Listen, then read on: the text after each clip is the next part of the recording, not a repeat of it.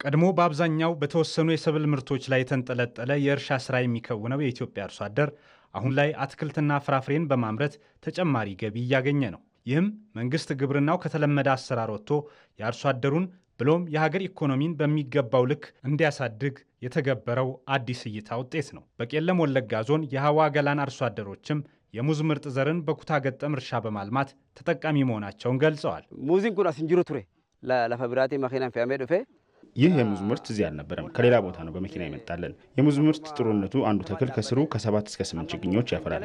ይህ ደግሞ ከሚያፈራው ምርት በተጨማሪ ችግኝ ሸጠን ተጠቃሚ ልንሆን ያስችለናል። እኔ ከዚህ ማሳ ብቻ በአንድ ጊዜ እስከ 150 ሺህ ብር አገኘ። ወቲ አሳኒ ዱጋን ሴኔትር አመገሩ ዱጋዳ።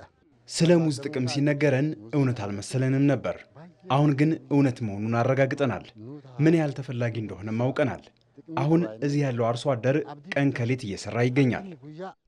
በቄለም ወለጋ ዞን የአርሶ አደሮችን ኑሮ ለማሻሻል ከ1 ሚሊዮን 900 ሺህ በላይ የሙዝ ምርጥ ዘር ችግኞች ተደራሽ መደረጋቸውን የዞኑ ግብርና ጽሕፈት ቤት አስታውቋል።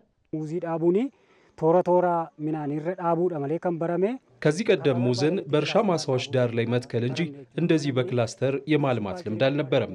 ይህ አሰራር አርሶ አደሩ የሙዝ ምርትንና ችግኙን በመሸጥ በሁለት መንገድ ተጠቃሚ እንዲሆን እያስቻለው ነው። በዞኑ የህብረተሰቡን ተጠቃሚነት ለሚያረጋግጡ የልማት ኢኒሼቲቮች ትኩረት ተሰጥቶ በመሰራቱ ለውጥ እየተመዘገበ መሆኑን የቄለም ወለጋ ዞን አስተዳዳሪ አቶ ገመቹ ጉርሜሳ ተናግረዋል። ለአርሶ አደሮቹ የገበያ ትስስር ለመፍጠርም በትኩረት እየተሰራ ነው ያሉት።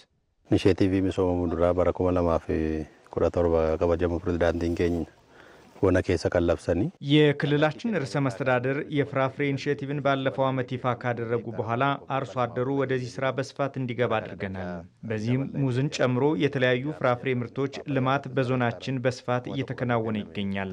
አርሶ አደሩ የሚያመርተው ምርት ገበያ እንዲያገኝም የገበያ ትስስር ከህብረት ስራ ማህበራትና ዩኒየኖች ጋር እየተሰራ ነው።